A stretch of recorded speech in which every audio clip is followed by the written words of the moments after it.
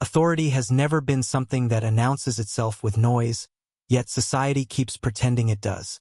From a young age, people are trained to associate power with familiar visuals. Certain skin tones, certain accents, certain postures, certain names. The moment someone steps outside that narrow frame, doubt appears. Suspicion follows. Respect is paused, sometimes completely withdrawn. Judging authority by appearance is not just a mistake.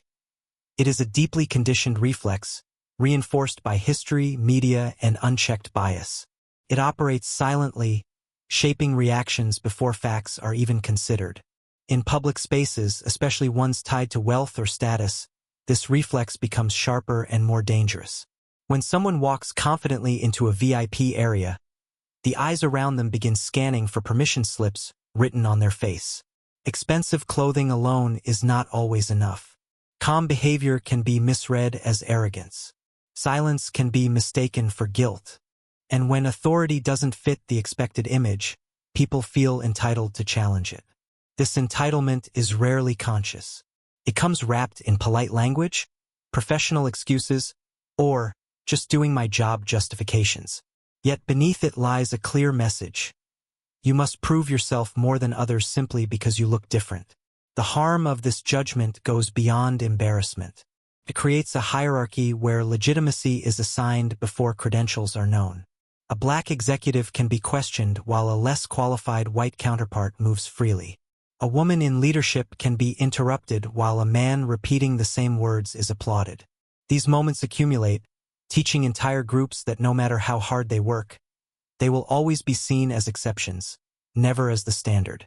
Authority becomes conditional, something that can be revoked at any moment based on perception rather than reality. What makes this behavior especially troubling is how comfortable spectators become. Laughter, whispers, and smirks turn discrimination into entertainment. The crowd often believes it is witnessing accountability, not injustice. They assume the person being challenged must have done something wrong because authority in their minds would never look like that. This collective assumption removes personal responsibility. People feel safe joining in because they believe the system is on their side. They don't ask questions. They don't wait for facts. They react to visuals, not truth. True authority, however, is not fragile. It doesn't panic when challenged. It doesn't need to shout credentials or demand recognition. It waits. It observes. It understands that systems built on bias eventually expose themselves. When the truth finally surfaces, when titles are revealed, when power speaks calmly but firmly, the shock is not just about status. It is about realizing how wrong the initial judgment was. The silence that follows is not respect. It is discomfort. It is the sound of people confronting their own assumptions without knowing how to apologize for them. Judging authority by appearance also weakens institutions. When decision-makers rely on bias instead of evidence, they undermine professionalism. They turn workplaces, airports, courts, and boardrooms into stages where prejudice performs unchecked. This doesn't just hurt the individual being judged. It erodes trust in the system itself. If authority can be questioned based on skin color or appearance, then rules are no longer neutral. They become tools selectively enforced depending on who is standing in front of them. The most unsettling part is how normalized this behavior has become. Many people don't see it as racism or bias. They see it as instinct. They say they are just being cautious, just following procedure, just asking questions. But instinct shaped by inequality is not neutral. Procedure applied unevenly is not fair. Questions asked only of certain people are not innocent. These patterns reveal how deeply society still struggles to separate power from prejudice, leadership from looks, and respect from stereotypes. Challenging this mindset requires more than calling out individual incidents. It demands an honest examination of why certain images feel authoritative while others do not. It requires listening to experiences that make people uncomfortable and resisting the urge to defend the system automatically. Authority should be recognized through actions, integrity, and accountability, not through visual shortcuts rooted in outdated narratives. Until that shift happens, moments like these will keep repeating, with the same laughter, the same shock, And the same uncomfortable silences that follow when the truth finally steps forward. Laughter is often dismissed as harmless, but in public spaces it can become a powerful weapon. When a group laughs at someone being singled out, that laughter does more than express amusement. It delivers a message. It tells the person at the center that their dignity is negotiable and that their discomfort is acceptable entertainment. Public laughter turns private bias into a shared experience, spreading cruelty across a room without anyone having to say a single offensive word. It creates a moment where humiliation is normalized and empathy is temporarily suspended. In situations involving authority or status, this kind of laughter becomes especially toxic. When people believe someone is being put in their place, laughter acts as approval. It reinforces the idea that the person deserves what is happening to them. The crowd assumes there must be a reason, some hidden wrongdoing, because the system would not act without cause. This assumption allows people to laugh without guilt. They convince themselves they are not mocking a person, but witnessing justice. In reality, they are participating in a public shaming ritual that requires no evidence and offers no accountability. What makes public laughter so cruel is its invisibility as an act of harm. There is no physical contact, no shouted insult, no obvious aggressor. Each individual laugh feels small, insignificant, but together, they form a wall of sound that isolates the person being targeted. It signals that they are alone, outnumbered, and unsupported. Even those who feel uncomfortable often remain silent, fearing that speaking up will draw attention to themselves. Silence joins laughter, and cruelty becomes the dominant voice in the room. For the person being laughed at, the impact is immediate and lasting. It compresses time, making a few seconds feel endless. Every sound feels amplified, every glance heavier. The humiliation is not just about the current moment. It connects to a lifetime of similar experiences. Past insults, past exclusions, past assumptions all rush forward at once. Public laughter reopens old wounds, reminding the individual that no matter their achievements or self-control, their worth can still be questioned in front of strangers. This form of cruelty thrives on distance. The crowd does not know the person being laughed at, and they do not need to. Dehumanization works best when details are absent. It is easier to laugh at a symbol than a human being. In these moments, the individual becomes a story people tell themselves. Someone who doesn't belong, someone who tried to access something beyond their station, someone who is about to be corrected. Laughter smooths over any discomfort by turning the situation into a joke, making it easier to ignore the moral weight of what is happening. Public laughter also protects authority figures who act unfairly. When a crowd laughs, it validates the decision being made, even if that decision is wrong. It creates social pressure that discourages questioning. Challenging the situation would mean standing against both the authority and the group, which few people are willing to do. In this way, laughter becomes an enforcer. It keeps the system moving forward without interruption, ensuring that bias can operate efficiently and quietly. The cruelty of public laughter lies in its timing. It often happens before the truth is known. People laugh at what they think is a conclusion, not realizing they are reacting to a false narrative. When the truth later emerges, the laughter cannot be taken back. The damage has already been done. Apologies, if they come at all, arrive too late to erase the memory of being reduced to a spectacle. The silence that replaces laughter is heavy, filled with regret and embarrassment, but it does not undo the harm. Understanding public laughter as cruelty requires a shift in how we view our own reactions. It asks uncomfortable questions about why we find certain moments amusing and who benefits from that amusement. It challenges the idea that staying neutral is enough when cruelty is happening in plain sight. Laughter may feel spontaneous, but it is often guided by assumptions about who deserves respect and who does not. Recognizing this is the first step toward choosing empathy over entertainment, awareness over instinct, and courage over conformity. Power that doesn't announce itself is often misunderstood, because society expects strength to be loud, visible, and constantly demanding recognition. From movies to news headlines, power is usually portrayed as something that enters a room with force, commanding attention through titles, bodyguards, or authority figures surrounding it. When power arrives quietly, without spectacle, people struggle to recognize it. Calm confidence is mistaken for weakness. Patience is read as submission. Silence is assumed to mean the absence of control, rather than the presence of restraint. This misunderstanding creates dangerous moments where people feel emboldened to challenge or dismiss someone who does not perform authority in the expected way. When a person does not raise their voice, does not argue, and does not explain themselves immediately, observers often assume they have nothing to back themselves up with. In reality, restraint is frequently a choice made by those who understand the weight of their position. They know that reacting emotionally would reduce their power, not strengthen it. They allow others to reveal themselves through their behavior while they remain composed. Quiet power is rooted in certainty, not insecurity. It does not rush to defend its existence because it does not depend on external validation. A person who truly holds power understands timing. They know when to speak and when to wait. They recognize that systems, records, and consequences will eventually do the speaking for them. This kind of power is unsettling to those who rely on dominance or intimidation because it refuses to play the expected role. It disrupts the script, leaving aggressors uncertain about how far they can push. In public confrontations, quiet power often becomes the target of ridicule. Spectators misread calmness as defeat and patience as compliance.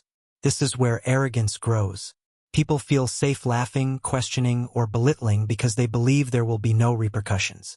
They assume that if someone were truly important, they would not tolerate such treatment. What they fail to understand is that real power does not need to prove itself to strangers. It allows the situation to unfold fully, trusting that the truth will surface in its own time. There is also an element of discipline in unannounced power. It requires emotional control to remain steady when misjudged. It requires confidence to stand still while others project their assumptions onto you. This discipline is often learned through experience, through navigating environments where revealing strength too early could escalate conflict or endanger outcomes. Those who possess it know that reacting too soon gives others control over the narrative. Waiting shifts that control back into their hands. Power that doesn't announce itself also exposes bias. When people are surprised by someone's authority, the surprise itself becomes evidence of their assumptions. The shock reveals who they believed was allowed to be powerful and who was not. In these moments, the quiet individual becomes a mirror, reflecting society's expectations back at it. The discomfort that follows is not caused by the power itself, but by the realization that judgment was based on appearance rather than reality. This form of power is often most visible after the fact. When titles are revealed, when decisions are reversed, when consequences arrive calmly but decisively, the earlier noise fades. The room grows quiet, not because respect has suddenly appeared, but because certainty has replaced assumption. People recognize too late that they misread the situation. The contrast between earlier confidence and later silence highlights how fragile performative authority truly is. Unannounced power also challenges the idea that leadership must always be visible.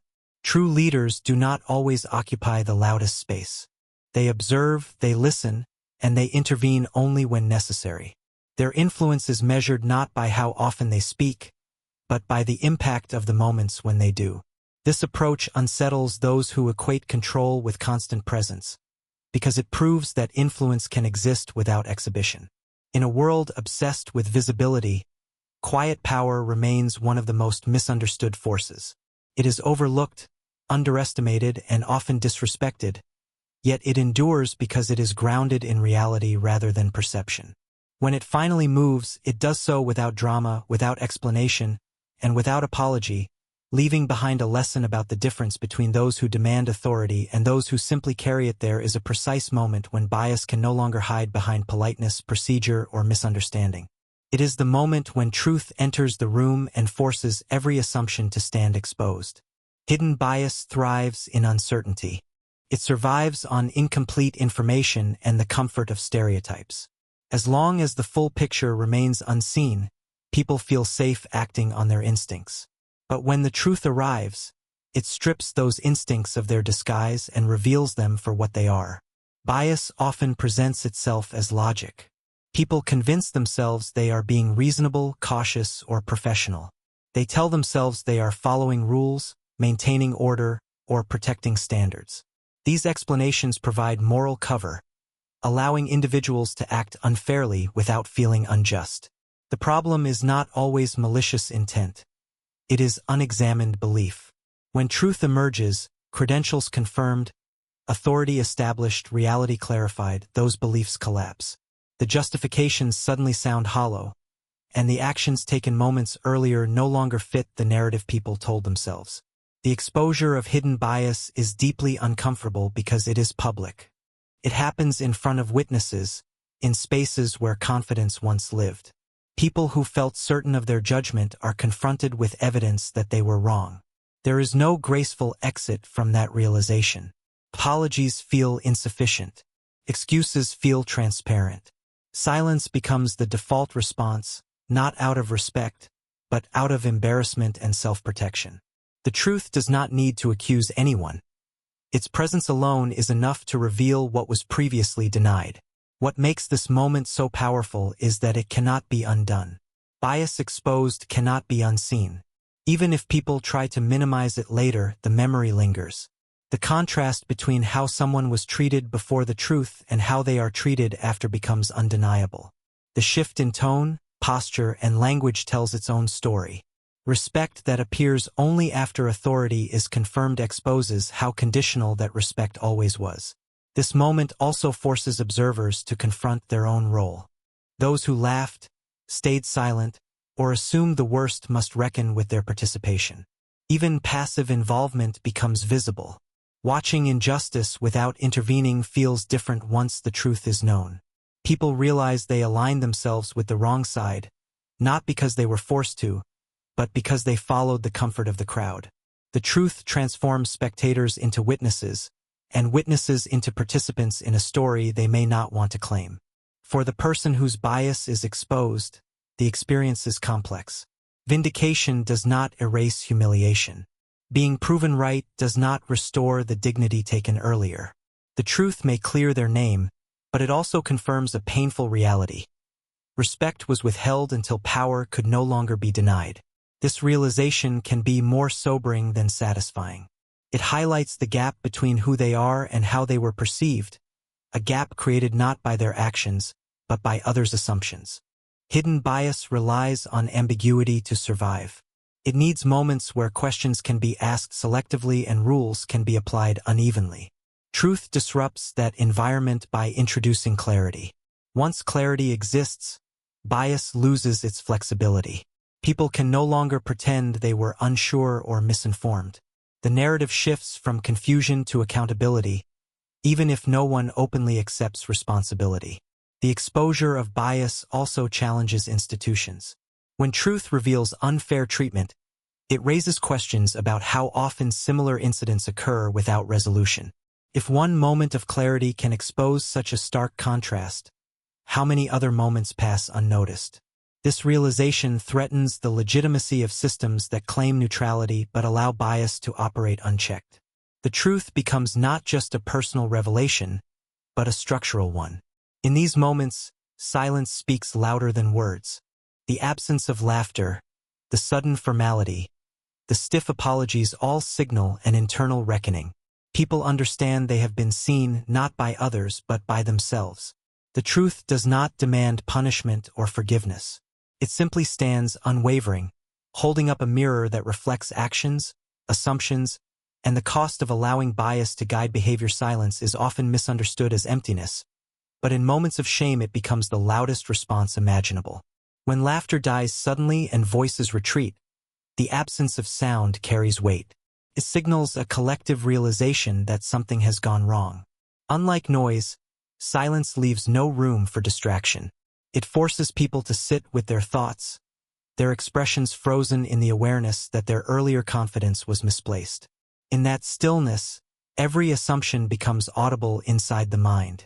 Shame does not announce itself the way anger or joy does. It arrives quietly, settling into the body through lowered eyes, stiff posture, and an urgent desire to disappear. When the truth is revealed and silence follows, it is not an act of respect. It is an instinctive defense. People stop speaking because words might expose them further. Any sound risks confirming what they now understand about themselves.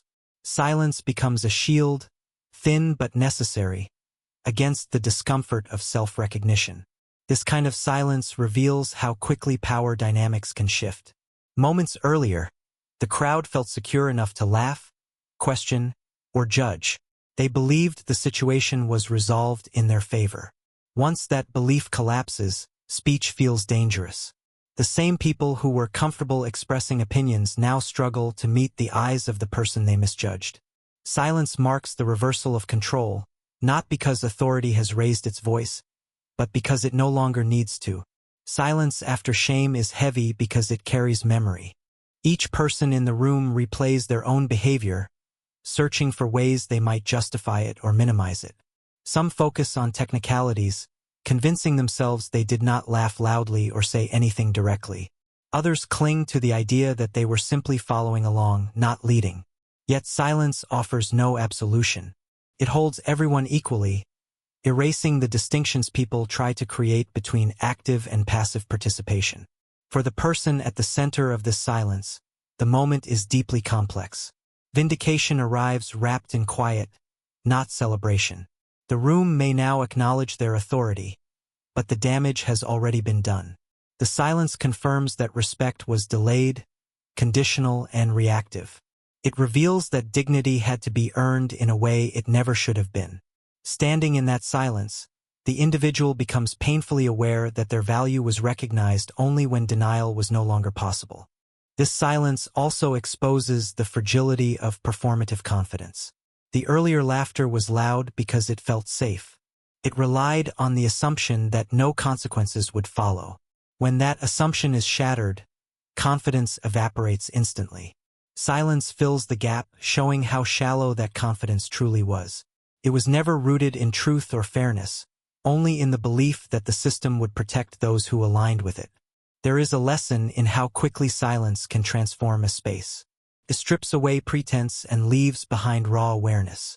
In that moment, people understand more than they are willing to admit. They see how easily they were influenced, how quickly they judged, how little they questioned their own reactions. Silence becomes a teacher, forcing reflection without offering comfort. It does not explain or console. It simply remains. Unlike words, silence cannot be argued with. It does not invite debate or provide openings for excuses. It stands as a shared acknowledgement of wrongdoing, even if no one verbalizes it. In this way, silence becomes a form of collective confession. Everyone knows what has been revealed, even if no one says it aloud. The room holds that knowledge, heavy and undeniable. Shame-driven silence lingers longer than noise ever could.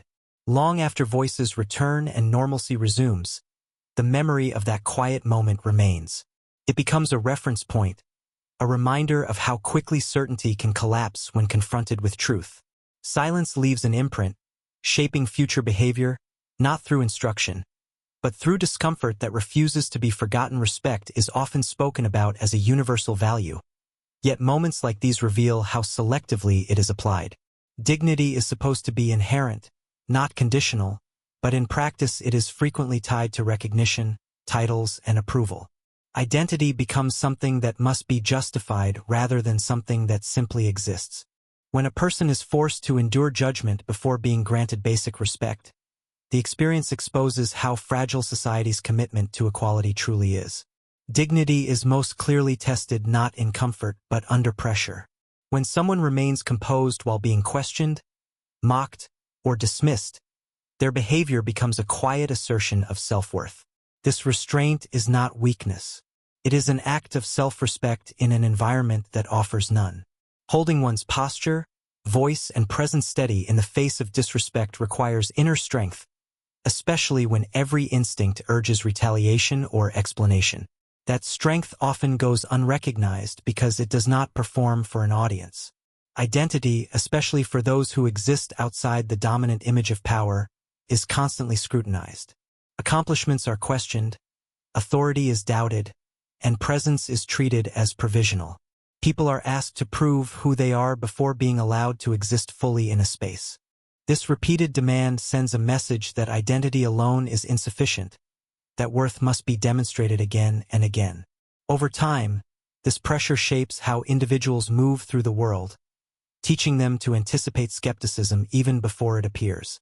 Respect, when delayed, becomes hollow. When it arrives only after status is confirmed, it reveals itself as transactional rather than principled. The shift in behavior that follows recognition is often immediate and noticeable. Voices soften. Language becomes formal. Smiles appear where suspicion once lived. This sudden change exposes how respect was never absent due to uncertainty, but withheld due to assumption. It shows that dignity was always possible, just not offered freely. There is a profound difference between being respected for who you are and being respected for what you represent. The former acknowledges humanity. The latter acknowledges power. When respect is tied only to position, it disappears the moment that position is questioned. This creates an unstable environment where people feel safe only when their authority is visible. For those who already face bias, this instability becomes a constant burden, requiring emotional labor simply to be treated fairly. Lessons emerge in these moments, not through speeches or apologies, but through observation. People learn how quickly respect can be withdrawn and how slowly it is restored. They learn that dignity must sometimes be protected internally when it is denied externally. They learn that identity, when grounded in self-awareness rather than external approval, becomes a source of resilience. These lessons are not chosen. They are imposed by experience.